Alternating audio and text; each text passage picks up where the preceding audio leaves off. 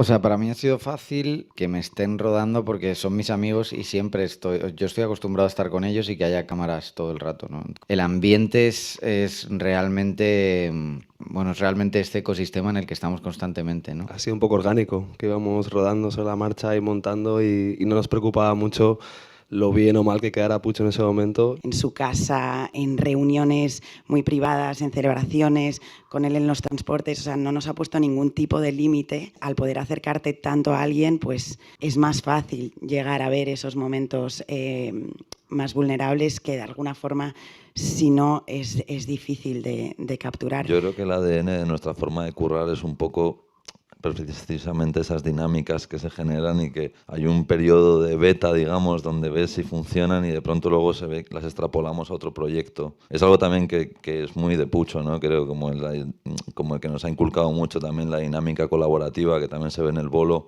y como el confiar a veces en gente que no tiene la mayor experiencia, pero sí en base a una intuición generar una dinámica de trabajo nueva, ¿no?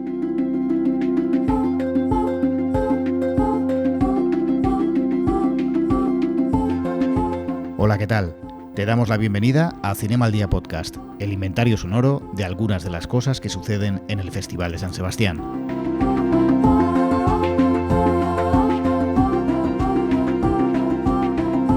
La siguiente conversación está protagonizada por las 4 personas que lideran la productora Little Spain.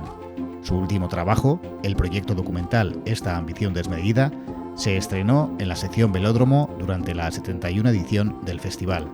Lo dirigen Santos Bacana, Cris Trenas y Rogelio González, que han documentado la última gira musical de C. Tangana tras la publicación de su disco El Madrileño.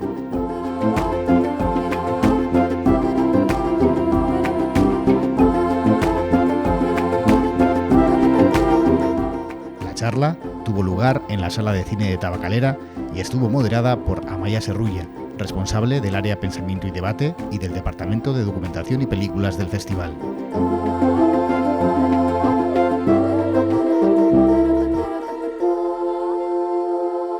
Buenos días a todas, bienvenidas a esta nueva y última sesión de la sección Conversaciones, una sección que se enmarca dentro del área de Pensamiento y Debate y está impulsada por Dama.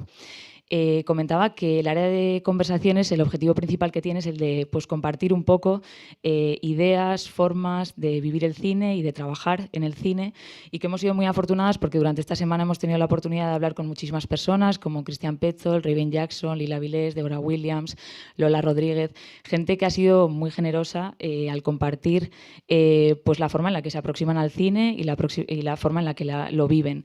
Entonces, bueno, que estamos muy, muy agradecidas. Y cuando pensábamos un poco en cómo finalizar esta sección y esta semana, pues lo cierto es que creo que no se nos podía ocurrir una manera mejor de hacerlo, y estamos muy contentas de poder contar hoy aquí con el equipo del documental Esta ambición desmedida, un documental que se ha presentado en la sección Velódromo hace 2 días.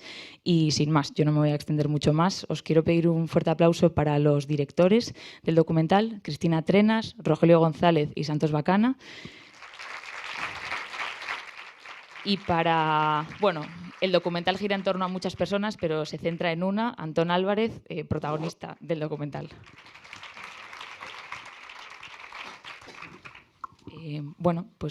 Muchas gracias, bienvenidos a todos. Siempre empezamos un poco con el principio de las cosas. En este caso no me voy a centrar tanto en el principio del documental, me voy a centrar un poco en en vuestro principio. ¿Cómo os conocéis y en qué momento decidís empezar a trabajar juntos y de qué manera? Bueno, es un tejido de relaciones como que fueron funcionando por separado y que en un momento dado nos juntamos. Yo creo que el primer...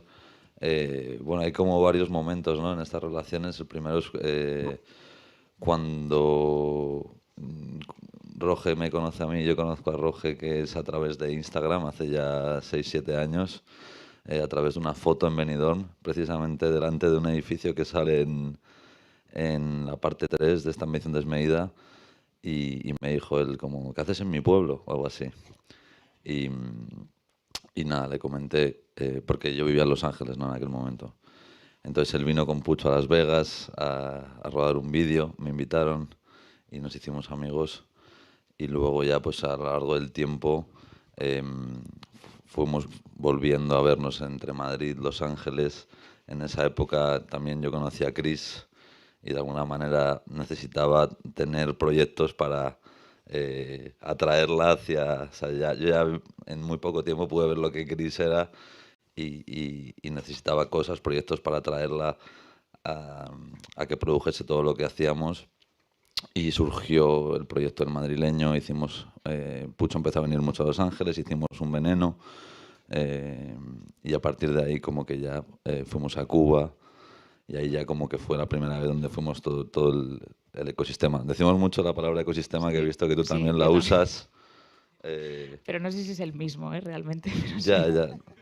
Es como un ecosistema creativo, decimos, pero porque al final es como gente de naturaleza diversa que se pone diferentes gorras, depende del momento. Bueno, en ese caso entonces sí, creo que sí que pues lo mismo. Y bueno, eso es un poco, es que yo ya me pierdo un poco en el timeline, pero sí, creo que Cuba fue el primer momento donde sentimos que pues éramos un equipo de gente y de amigos trabajando al hilo de un proyecto que estaba justo naciendo y ahí como que ya sentías mucho la idea de la comunidad de Little, ¿no? Como esta palabra surge mucho en Los Ángeles al hilo de los Little Armenia, Little Bangladesh que había allí, ¿no? Y de pronto, por una cuestión de horarios casi, de que comíamos y cenábamos más tarde y que siempre nos cerraban los garitos a las 2 y nos acabamos juntando solo españoles, pues ahí surgieron como una serie de conversaciones que a la larga fue lo que es Little ahora.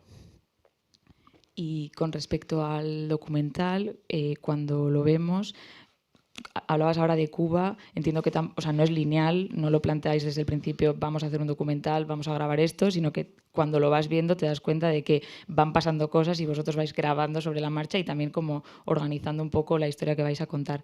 Entonces, no sé si nos podríais contar un poco cuándo empezáis a grabar, por qué empezáis a grabar y qué pasa luego para lo que hemos visto ahora. Sí, el Cuba que acaba de mencionar Santos, ese no está en el documental, fue el videoclip de Para Repartir, que como dices, la primera vez que trabajamos todos juntos, era un videoclip de Zetangana también. Y luego en 2020, justo antes de pandemia, fue cuando fuimos a Cuba en la primera versión de este documental que estaba dirigiendo Santos. Y ahí fuimos a grabar cómo Pucho grababa las canciones del madrileño con Eliades Ochoa y Omar Aportuondo. Y este es el inicio del documental. Luego, por pandemia y porque nos metimos de lleno en el proyecto audiovisual de madrileño, hicimos todos los videoclips, ese proyecto se quedó aparcado. Luego surgió otra versión del documental que era como más centrada en su personaje, entonces empezamos a grabarle a él en momentos muy íntimos, momentos como la cena de los anillos, que, bueno, para los que no lo habéis visto, pues ya lo veréis, pero es el comienzo de la tercera parte. Y luego ya en los ensayos de la gira, ahí fue cuando volvimos a retomar el proyecto por unas necesidades concretas. La gira en ese momento estaba creciendo de forma tan desmedida que dijeron, hace falta que hagamos un proyecto de vídeo para de alguna forma conseguir rentabilizar lo que en ese momento se proyectaba como un fiasco. Entonces, pues nada, ahí ya volvimos a grabar y nos metimos de lleno en el proyecto y pues hasta que terminó la gira. Y habéis calificado el documental como una tragedia, es como la última palabra que... Pero yo siento que el documental podría ser 1000 cosas, una tragedia, una comedia, porque siento que tenéis material, muchísimo material, y que podéis contar historias muy distintas con todo lo que tenéis. Entonces, mirando los créditos, veo que hay 7 personas en los títulos de crédito que han trabajado en el montaje. O sea, me gustaría que me contarais cómo ha sido trabajar 7 personas en un montaje de tantísimas cosas. Esto ha sido, ha habido varios motivos. El primero es que nosotros, como productoras, la primera vez que afrontábamos un proyecto largo y quizá hemos cometido muchos errores y hemos pagado ese precio, ¿no? Entonces, los directores entramos muy tarde en la sala de edición, intentamos, nos pusimos a editar muy pronto y creo que había que hacer un trabajo de guión mucho más profundo. Entonces fueron pasando varios editores que creo que iniciaban caminos que un poco se disipaban.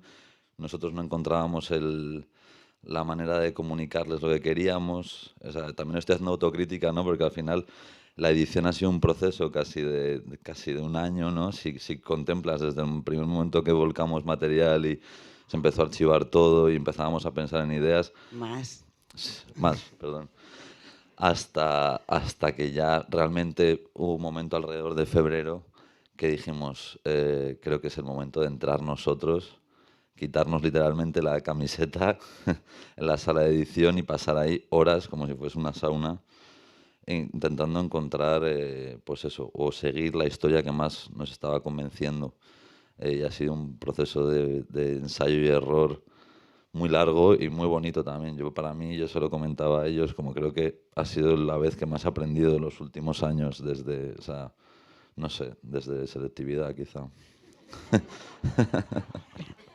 También es que hubo un momento que, bueno, durante mucho tiempo se ha estado editando y rodando de forma paralela. Entonces, pues eso, era ir rodando los fines de semana los bolos y luego entre semana verlo en la sala de edit, ir viendo lo que funcionaba, lo que no. Y en un principio rodábamos de forma mucho más improvisada, intuitiva, y ya de cara al final del rodaje pues íbamos con una idea más clara de lo que estábamos viendo que funcionaba y lo que no. Construís un personaje que, en este caso, o sea, la imagen que dais de ti o lo que se muestra de ti, esto es algo que habéis hablado, porque sí que creo que se muestran muchas cosas que no son dulces precisamente o que quizás no son muy complacientes en algunos casos. Entonces, ¿esto hasta qué punto lo habéis decidido, lo habéis visto y luego dicho, bueno, esto lo quitamos o no, que se ha quedado fuera de todo esto? O sea, yo diría que ha sido un poco orgánico, que íbamos rodando sobre la marcha y montando y no nos preocupaba mucho lo bien o mal que quedara Pucho en ese momento. Ya luego íbamos viendo qué es lo que iba a ir quedando fuera, pero era un poco orgánico y lo que sucedía se montaba y si luego entraba en la sala y lo veía y no le molaba, pues ya se hablaba, pero muy natural esto. Y a mí hay dos cosas que me llaman mucho la atención y que me gustan mucho. Una es como la vulnerabilidad, que creo que, os lo comentaba, os lo dije también en un momento, que creo que un personaje como Zetangana es como, muy seguro, o la imagen es como de mucha seguridad, y luego a lo largo del documental se ve a alguien que tiene un montón de dudas, hay un montón de proceso, de pues me he equivocado, no lo hago bien, no sé cantar, tal. Todo esto me parece que es como muy bonito que lo enseñéis y no sé si es algo que tenéis desde el inicio pensado o una vez más es algo que orgánicamente empezó a salir y decidisteis cómo dejarlo. Yo creo, o sea, el otro día en una entrevista nos preguntaban, me ha llamado la atención que en este documental no se ve lo que come, lo que hace, sus hobbies, no se ven ese tipo de cosas, os centráis en otra parte de su personaje.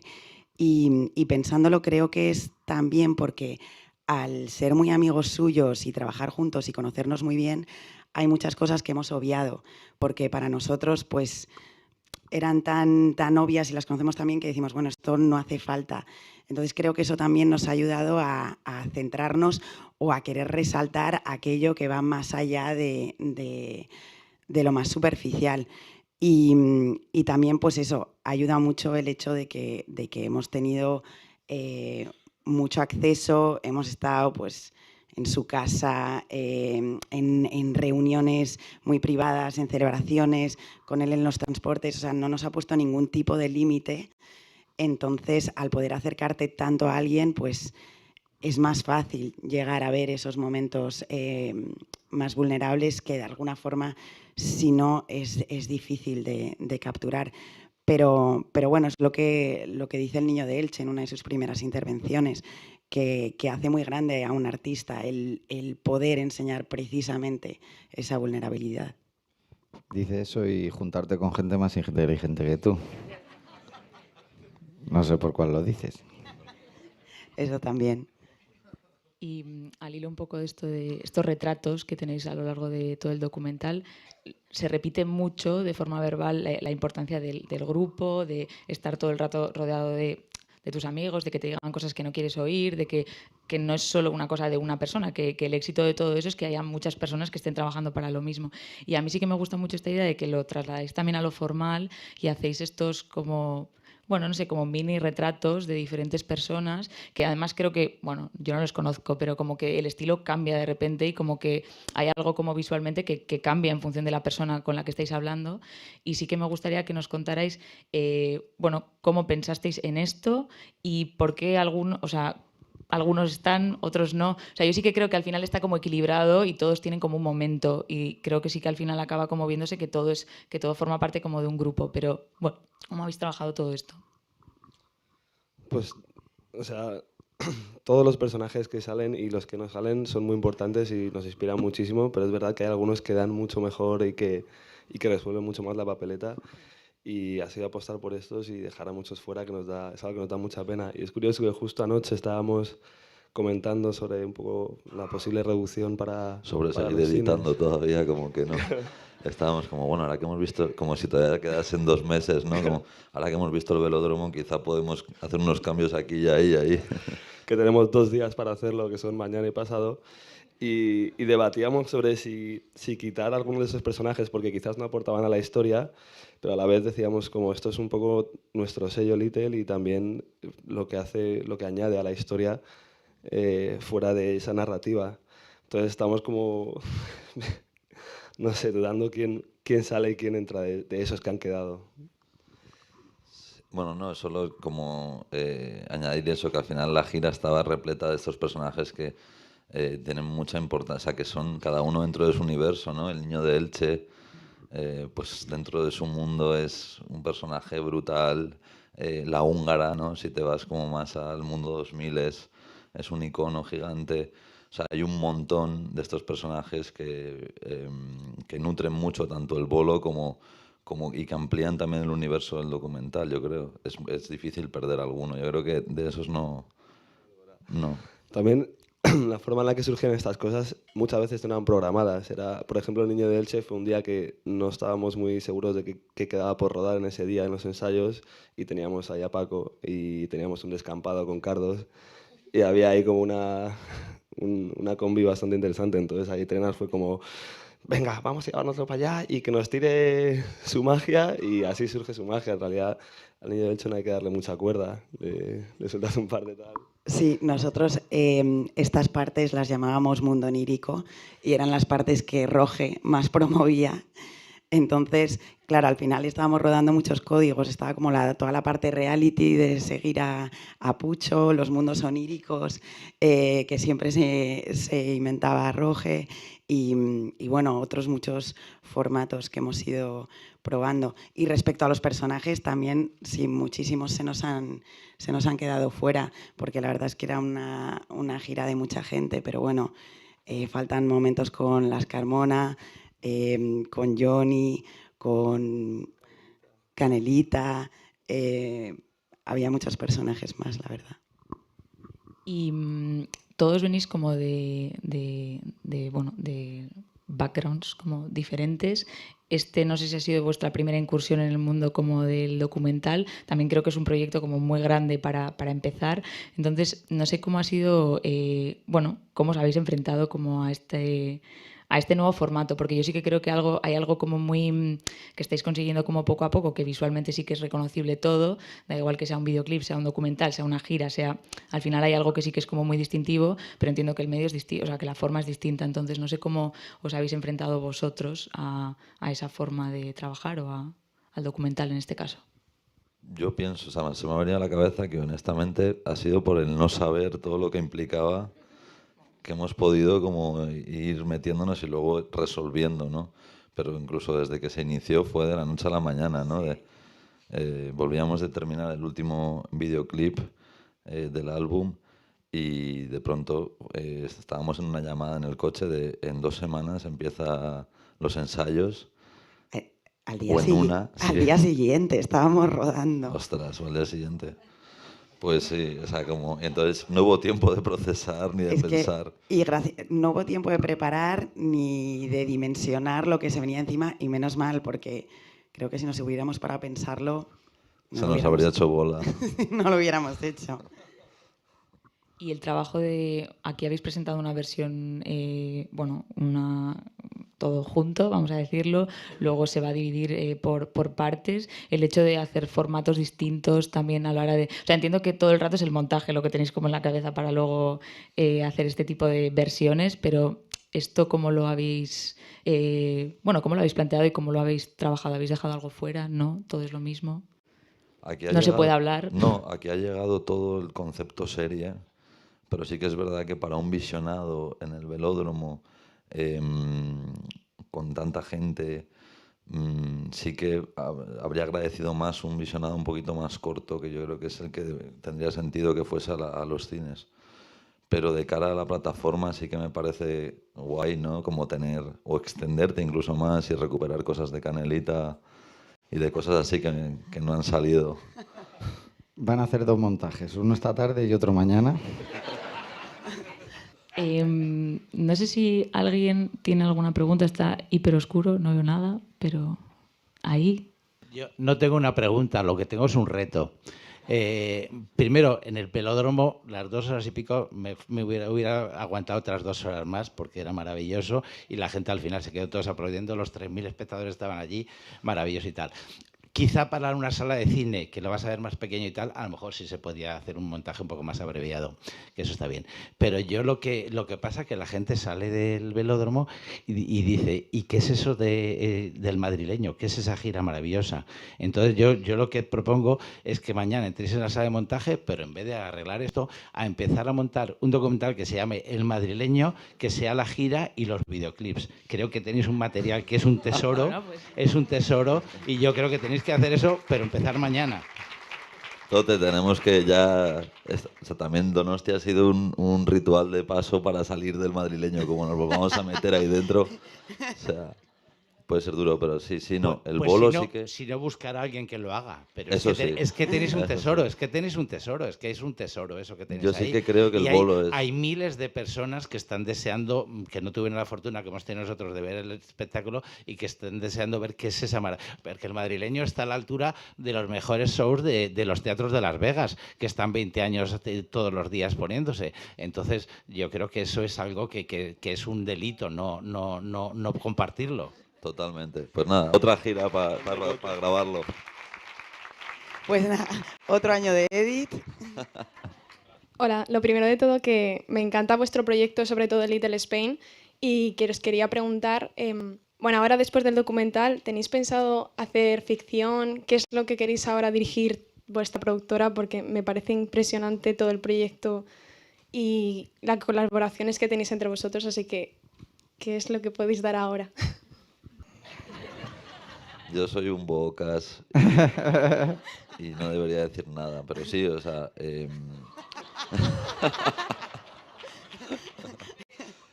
sí, estamos ya trabajando en cosas de ficción. Lo que pasa es que también te das cuenta de que cuando están en desarrollo todavía son muy frágiles y se pueden como desaparecer. Entonces tampoco quiero vender la piel del oso, ¿no? Que es algo que he hecho mucho y luego sientes un peso, ¿no? Por prometer cosas y tal. Pero sí estamos trabajando en una serie, en varios guiones de ficción, en más documentales, que también nos está gustando ese formato. Y sí que se siente en la oficina nuestra como esa energía de... Porque antes sí que teníamos muy asimilado este modelo de hacer publi y videoclips para generar como pues dinero, ¿no? Más rápido, son proyectos más cortos y financiar estos proyectos. Y ya últimamente hablábamos, me acuerdo de Pucho hace un par de semanas que me decía, ¿y si solo hacemos cine y nos olvidamos del resto y tal? O sea, que sí que hay como esta sensación que además se ha incentivado mucho con la magia de estar aquí en San Sebastián de, ostras, es que en verdad esto es lo que queríamos y igual se puede, ¿no? Como vivir solo de esto y trabajar en estos proyectos. Es un buen momento para proyectar eso. Sí, ojalá. No he dicho nada, ¿eh? No, estoy sorprendida porque hemos mejorado en este aspecto. Literalmente, especialmente al principio nos metíamos a una reunión con gente que nos imponía y decíamos, no vamos a contar nada. Y una hora más tarde salíamos y les habíamos contado absolutamente todo, lo que estaba en marcha y lo que no y lo que queríamos hacer, pero hemos mejorado. Bueno, no he visto todavía el documental y tengo ganas de verlo. La pregunta va más un poco sobre vosotros tres, la relación que tenéis. Es que se os ve muy cómodos, muy relajados, muy vinculados de tal forma, no sé, se os ve como que no sé cuántos años lleváis juntos, pero mi pregunta es un poco que estas cosas, o sea, hay cierta forma que esto, yo creo que al principio cuando conocemos gente, ¿no? Conectamos, pero luego también a raíz de ciertos trabajos que hacemos juntos, me parece que también este documental seguramente os ha como sellado alguna cosa. Quería un poco vuestra opinión sobre esto. Yo creo que nos ha sellado y ha generado como unas dinámicas de comunicación y de relación entre nosotros bastante divertidas, que es lo bueno, porque para meterte en un proyecto así de 2 años y aguantarte con tus compañeros en esa sala de edit durante 5 meses con este calor y tal, la única forma de hacerlo es con la comedia y con mucho amor, la verdad. Y también creo que eso es una cosa que se ve, que siempre se ha visto en nuestros rodajes, ya no solo en este documental, pero cuando hay esa sinergia y esa pasión y ese amor, en la pieza delante de la cámara también se ve reflejado. Y es una cosa que lo veíamos en los clips más pequeños que hemos hecho siempre, de publi y demás, y videoclip, pero creo que aquí es algo que se ha visto muy claramente y que nos lo ha estado diciendo la gente, que ese buen rollo que hay entre nosotros se transmite luego a todo lo que se ha rodado. O sea que... Sí. Y también hay una parte como de gestión emocional, obviamente, ¿no? Como de, pues eso, saber que a veces tú estás mal y las dinámicas creativas son un poco a veces complicadas, ¿sabes? Está el ego de por medio y hay que generar una conversación sana donde puedes decir algo sin ofender, expresar tu opinión, entender la de la otra persona. Y yo en ese aspecto también creo que hemos crecido, ¿no? Como a la hora de relacionarnos creativamente. Nos falta hacer terapia juntos, pero por el resto hemos solucionado casi todo.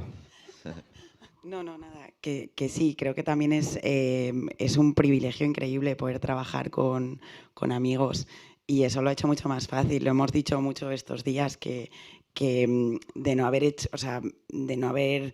Hubiera sido muy difícil hacer este proceso tan largo y tan complicado, con muchos altibajos, muchos momentos encerrados en el edit, muchos momentos viajando fuera de casa, y tanto entre nosotros tres como con Pucho, que aunque esté delante al final es uno más, pues yo no me imagino hacerlo con otras personas y ha sido un privilegio muy grande. Ahora vamos a sentir un vacío, además, ¿no? Como de... Yo estoy aterrorizada de cuando esto pase, ¿qué voy a hacer con mi vida? ¿Qué vais a hacer, no? ¿Y creéis que algunas de las dinámicas de trabajo que habéis tenido, o sea, porque claro, estáis en la producción, la dirección, en la escritura, en el montaje, también estáis delante de la cámara, ¿alguna dinámica de estas de trabajo la vais a como pasar o transportar como al resto de proyectos que estáis teniendo? ¿O es algo que se queda también como muy específico de el hecho de haber estado trabajando con todos amigos, tal? Yo creo que el ADN de nuestra forma de currar es un poco precisamente esas dinámicas que se generan y que hay un periodo de beta, digamos, donde ves si funcionan y de pronto luego se ve que las extrapolamos a otro proyecto.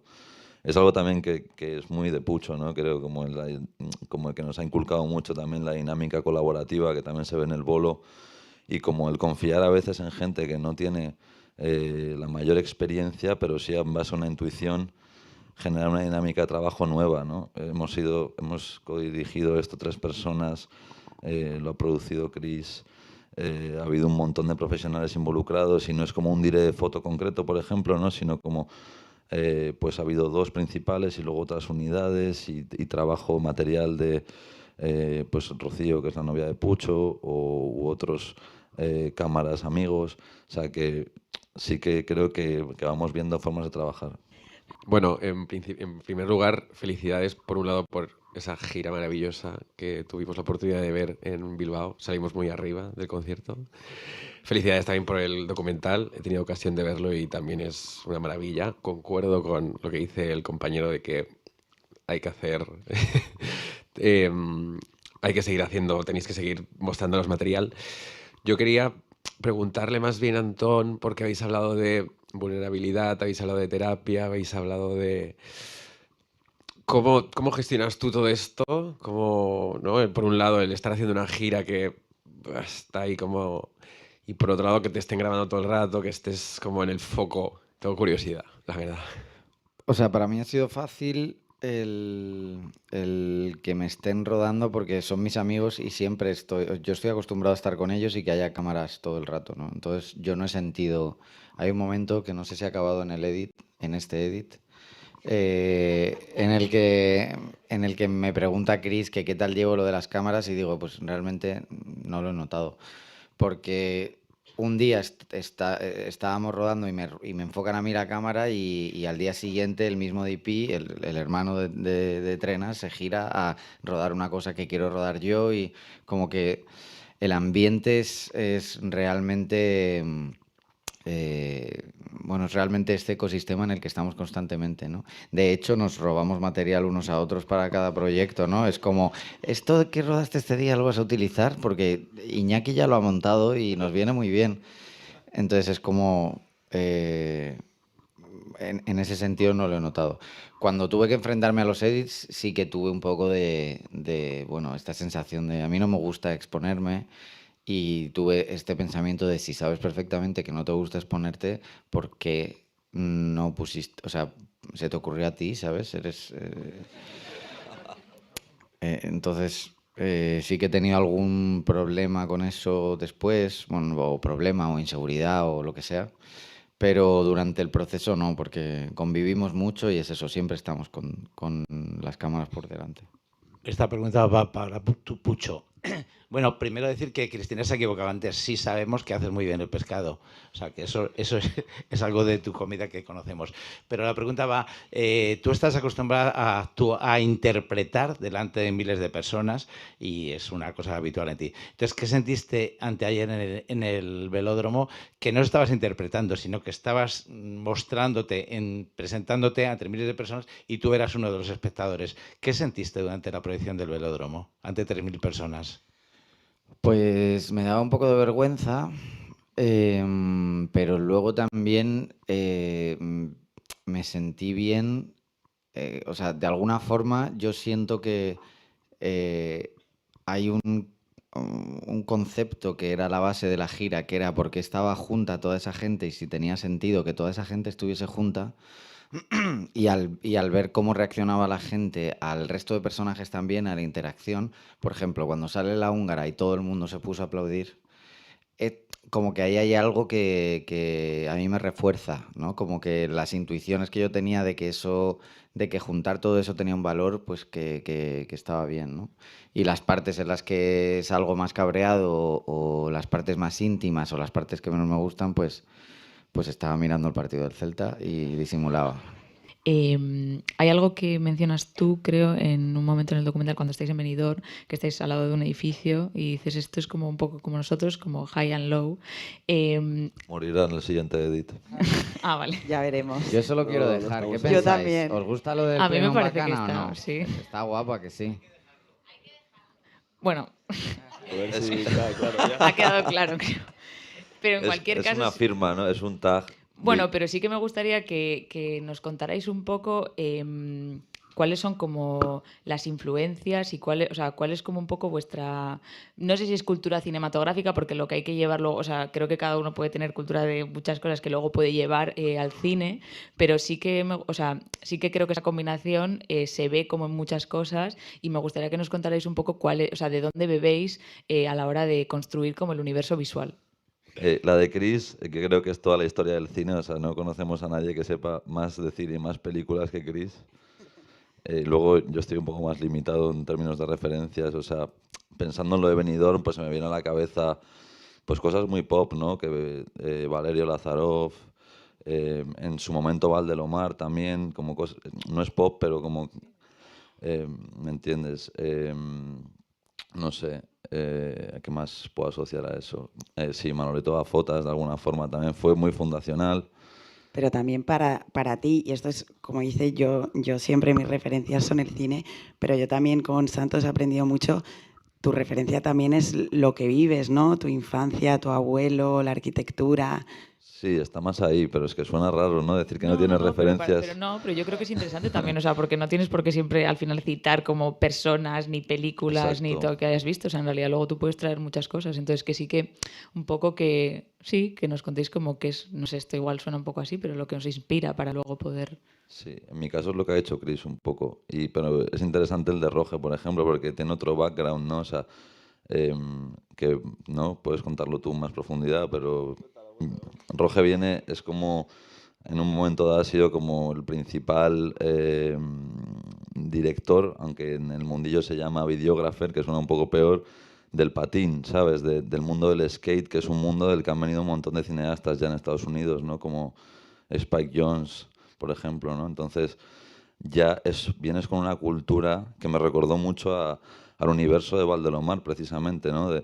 Es una experimentación de cómo grabar, de cómo narrar una historia muy concreta para su público, y luego hay un trabajo también muy del cine experimental de modificar la imagen con glitcheadoras, con efectos, y que también nosotros hemos bebido mucho de eso. También el proyecto de Pucho en un momento dado, ¿no? Como esa estética, ¿sabes?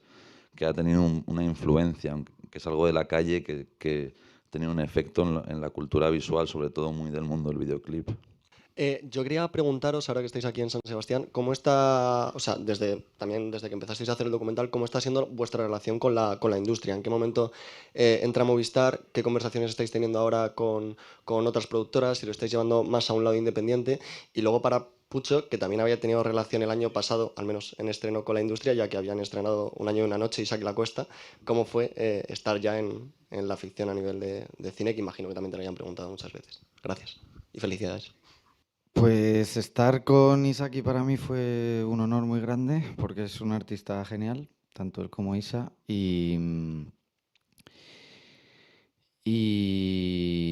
nada, y volver a estar aquí este año pues es un orgullo. No sé muy bien cómo nos estamos moviendo con la parte de la industria. O sea, Muy bien. somos...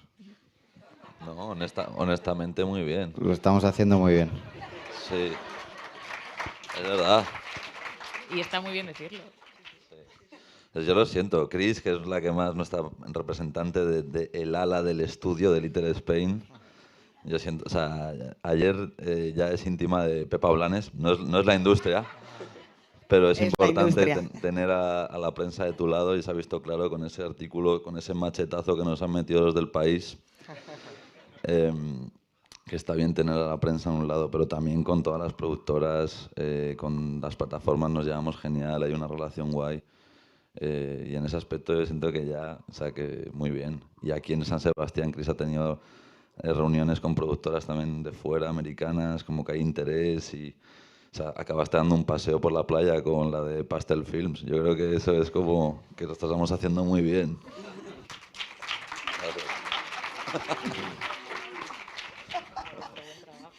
Bueno, en primer lugar, enhorabuena por el proyecto. Me voy a desviar un poquito por aquello de que el documental al final desarrolla la gira del concierto del bolo. Precisamente lo que destacábamos como significativo del bolo era la parte cinematográfica, que como el propio Pucho dice en el documental, buscabais hacer una película en directo. ¿Cuál es ese proceso creativo? ¿Por qué llegasteis a la conclusión de queremos dar ese valor añadido con una película en directo? ¿Cómo llegasteis a desarrollar eso? Y cuáles fueron, digamos, los retos, ¿no? de hacerlo en directo y de esa manera. Muchísimas gracias. O sea, lo primero que me pasaba es que yo tengo un complejo muy fuerte con la performance en directo, que creo que se explica un poco en el documental. Entonces, si yo hacía una gira del madrileño, quería que estuviese a la altura del disco, ¿no? Entonces, el disco tiene bastantes elementos. El primero es que es una recuperación de la música orgánica. Eso quiere decir que no puedo hacer el típico bolo que yo venía haciendo de que va un DJ y tú cantas delante del DJ como un rapero, ¿no? Entonces eso implicaba ya algunos problemas. El segundo es el impacto que había tenido lo visual dentro del proyecto, que habíamos querido que fuese mucho, ¿no? Y en la búsqueda de qué es lo que queríamos hacer para el disco, había un concepto fundacional que era repetir de dónde venía el disco. Todo este disco empieza en las reuniones, bueno, en las fiestas que nosotros teníamos como ecosistema, por decirlo así. Víctor, cuando yo contacto por primera vez con él, él empieza a hacer la percusión en el tema de Un veneno que yo compongo con El niño del Che y que me ayuda a terminar la letra Santos, ¿no? Entonces yo con Víctor ya empecé a llevármelo y él solo hacía percusión en los bolos con las canciones que tenía antes. En los backstage de esos bolos, Víctor sacaba la guitarra y cantábamos las canciones que nos gustaban más o menos a todos los que estábamos ahí. Y de ahí surge un gusto común que, bueno, hay muchas cosas que le gustan a Víctor que a mí no me gustan nada, pero hay un núcleo común que es parte de la música española pop y parte del flamenco y parte de la música latina que nos gusta mucho, tanto a Víctor como a mí. Hay otra coincidencia con los gustos de Santos, que se convierte en el director creativo del siguiente proyecto, y una búsqueda mía de huir de ser un rapero con 40 años, que parece que da un poco de cosilla, ¿no? Entonces, con todo ese mejunje, que es como se fabrica el madrileño, la puesta en escena primero tenía que ser una fiesta, tenía que incluir mucha música en directo, la improvisación, la capacidad de que alguien se inspirara y que pasase algo nuevo, y la estética y el peso que le habíamos dado a la imagen, ¿no? Entonces se nos ocurrió esta idea de... bueno, o sea, yo llamé a Pep, que es un director de foto, y le dije, Pep, ¿tú crees que podríamos hacer como si fuera un videoclip en directo con un montón de situaciones que yo te voy a dar dentro del escenario? Y me dijo, no. Y entonces a partir de ahí empezaron todas las dificultades técnicas, ¿no? Pues tú un escenario lo iluminas de tal forma que normalmente tienes una pantalla detrás, como aquí, ¿no? Esta pantalla emite luz, por lo tanto me decía Pep, yo no voy a poder iluminar como si fuera un videoclip, porque esta pantalla me está iluminando todo el rato y si yo te saco un primer plano y llevas una camisa roja, es como si pusiese 800 focos rojos, ¿no? Y entonces le dije, vale, pues entonces vamos a poner la pantalla delante y hacemos una caja y la iluminamos y entonces es como un pequeño teatrillo que tiene la pantalla delante donde tú lo ves, ¿no? Y entonces Gus me dijo, no, eso no se puede hacer, porque entonces ahí empieza como todo un proceso para intentar llevar esas ideas originales al resultado final. Pero realmente es como tratar de llevar la fiesta y el peso que tenía el disco al show. Y a partir de ahí son las imposibilidades técnicas las que te van definiendo cómo acaba siendo el show, ¿no? Como te dan el marco. Pues tú vas intentando y donde te dicen que no, pues eso te determina un poco. Hola, felicidades primero de todo por el documental, me encantó. Y bueno, tengo una pregunta muy concreta de una parte donde no sé si es en la Cena de los Anillos, le comentas tú, Antón, a Santos, cómo te ha dejado prestado todo su imaginario de alguna manera, ¿no? Y me parecía muy interesante, sobre todo lo que estabas diciendo ahora un poco en continuación, de cómo, por ejemplo, él también te ayudó con Un veneno y... Entonces, eso, me surgía la pregunta de, claro, me da la sensación de que todo ese imaginario del madrileño como que se fraguó un poco en ese universo colectivo que teníais los dos. ¿Cómo, o bueno, eso es lo que me transmitió, cómo fue esa relación de, bueno, te doy, tú me das, cómo salió? O sea, yo cuando conozco a Santos me doy cuenta de que es un artista como la copa de un pino, como digo yo también en el documental sobre mí, que es, bueno, que tiene mucho bagaje y que tiene una característica fundamental muy especial, que es una nostalgia muy concreta que ha desarrollado por lo español al estar viviendo durante mucho tiempo en Los Ángeles, ¿no? Entonces esto para mí, que era un rapero que dentro de pues, la cultura americana ha sido como una gran base, ¿no? para el hip hop. Y además yo estaba viajando por el mundo y echando de menos cuál era mi personalidad particular y si definitivamente iba a tener que poner acento boricua como hace todo el mundo para poder seguir cantando canciones de reggaetón o podía hacer algo distinto.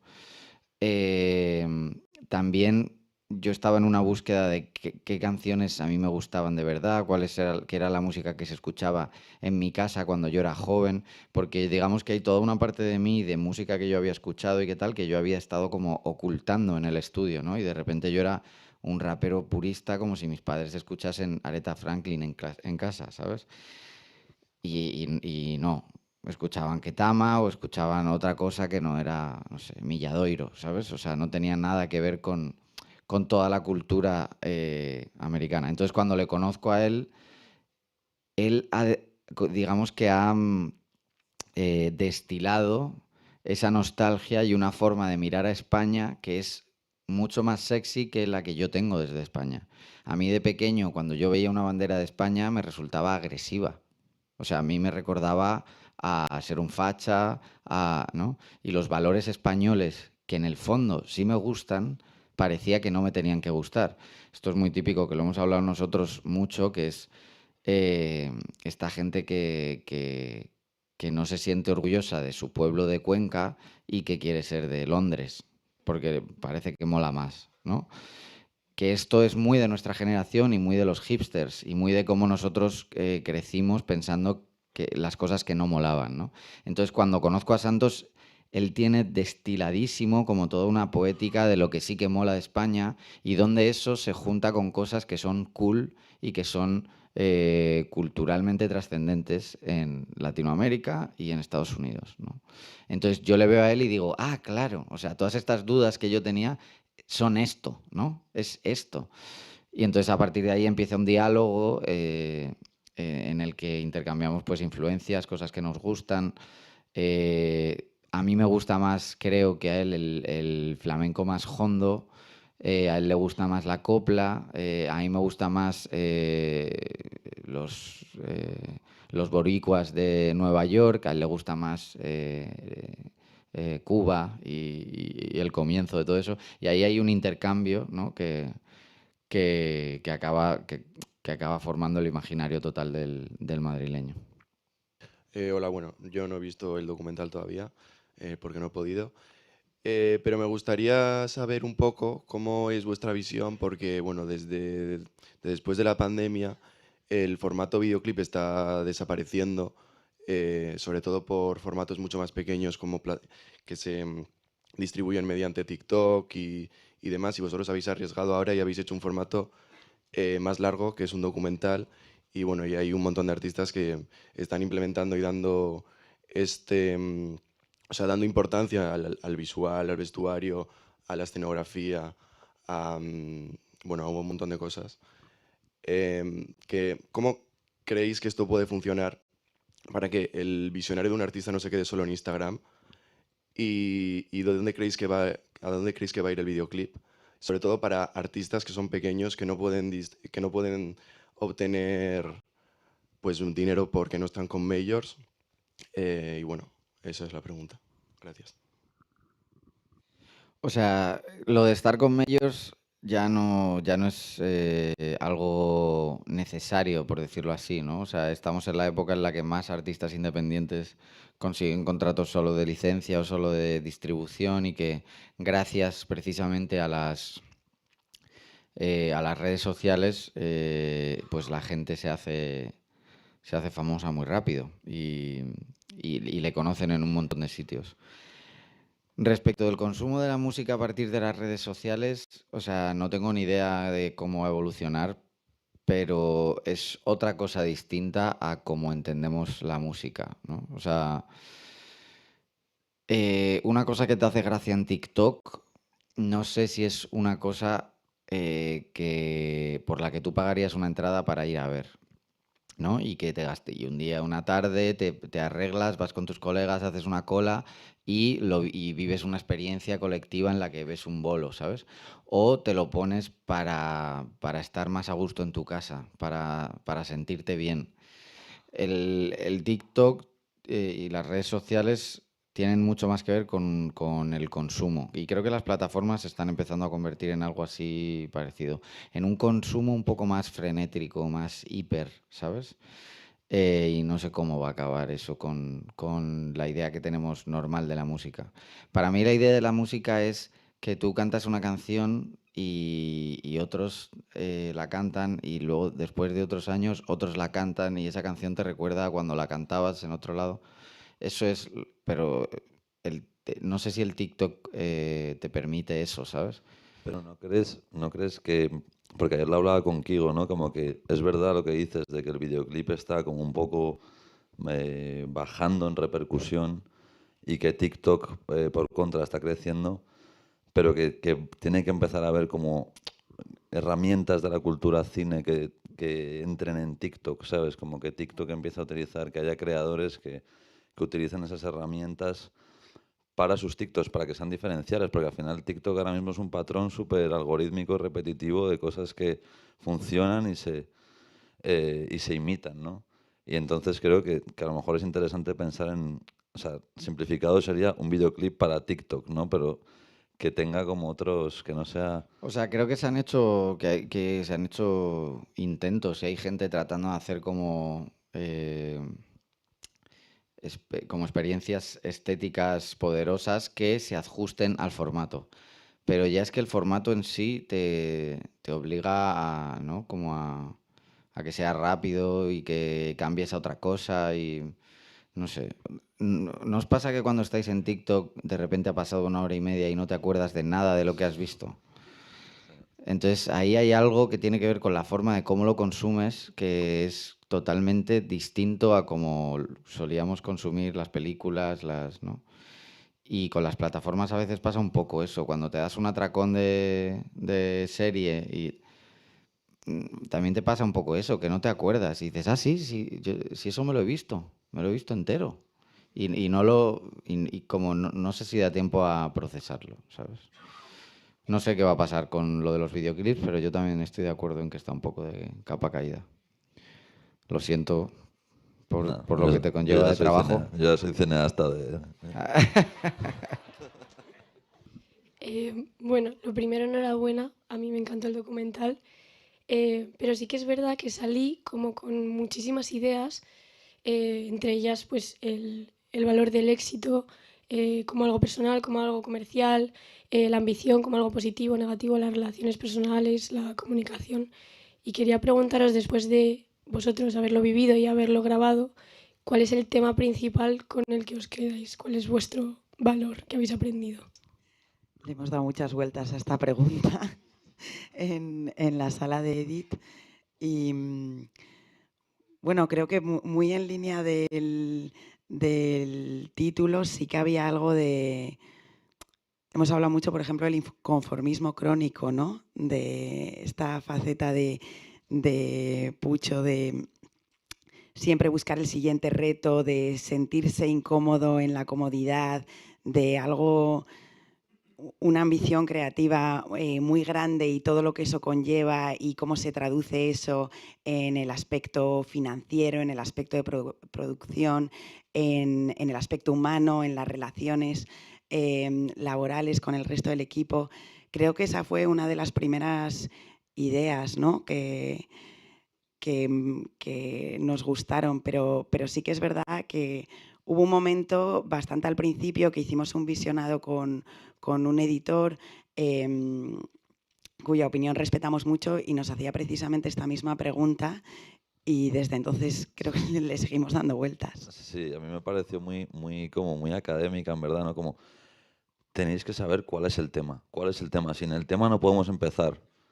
Y no la entendí del todo, ¿sabes? Digo, y luego, pues es que no sé decirte el tema con una palabra concreta y pasa a veces, ¿no? Como en una forma más simple, cómo calificar una peli, pero cuando te piden un elevator pitch o algo, ¿no? Como, pues es un drama, es una comedia, ¿sabes? Como cuesta mucho también, en términos de tema, decir, es este, ¿no? Es esto, aunque luego haya un tema, ¿no? Que lo sobrevuela todo, no sé. En nuestro caso, o en este proyecto concreto, no sé decirte el tema. Es que además él nos decía, en cuanto contestéis a esta pregunta, todo va a ser facilísimo. Entonces, claro, nosotros decíamos, ¿cuál es la respuesta? Queremos que todo sea fácil. Luego, además, le pusimos el tráiler y hay un momento en el que Patri, la madre de Pucho, dice, ¿por qué tiene que hacerlo todo tan difícil? Y dijo él, ese es el tema. Pero no, realmente no. Estoy con Santos que no sabría decir algo muy, muy concreto.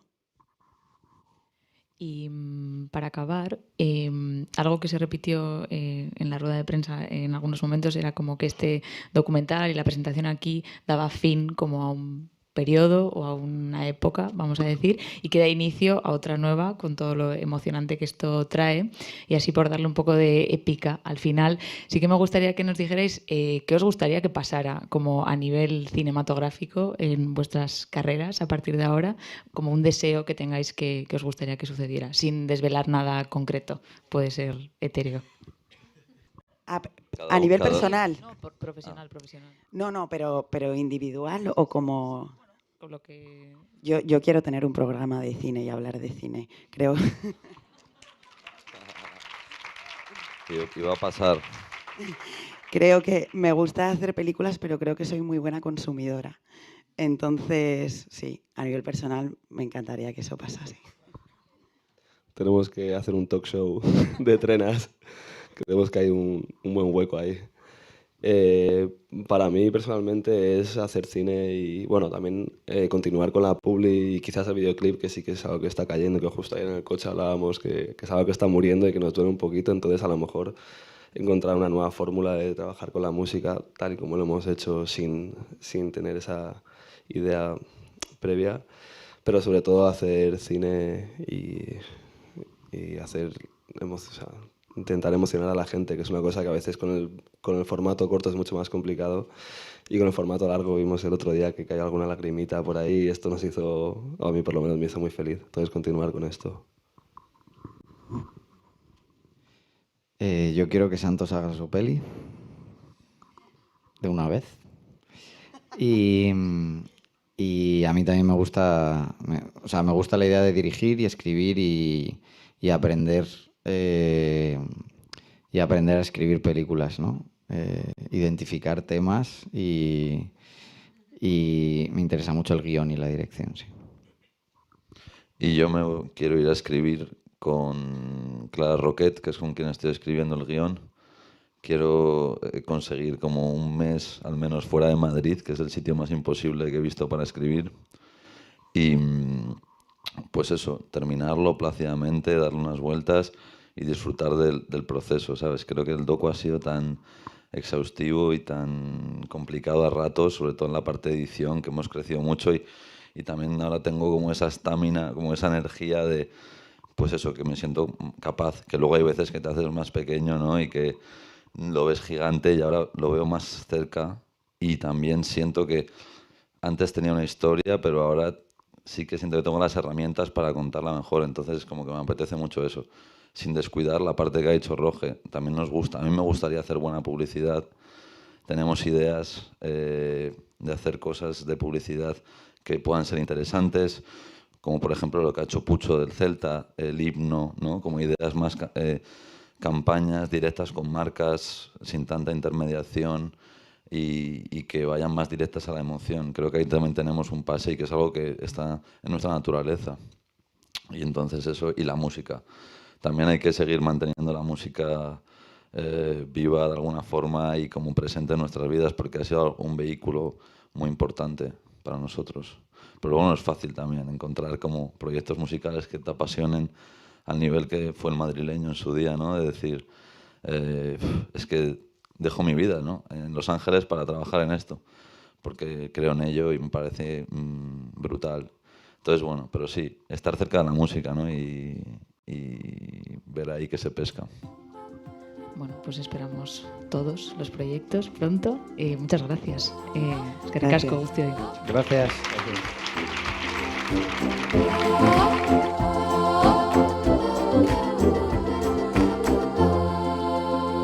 Hasta aquí ha llegado este nuevo episodio de Cinemaldia Podcast, englobado en las actividades del área Pensamiento y Debate. Puedes escuchar más conversaciones y clases magistrales en nuestra página web o en la plataforma que prefieras para escuchar audio. Hasta la próxima. Hurrengo arte.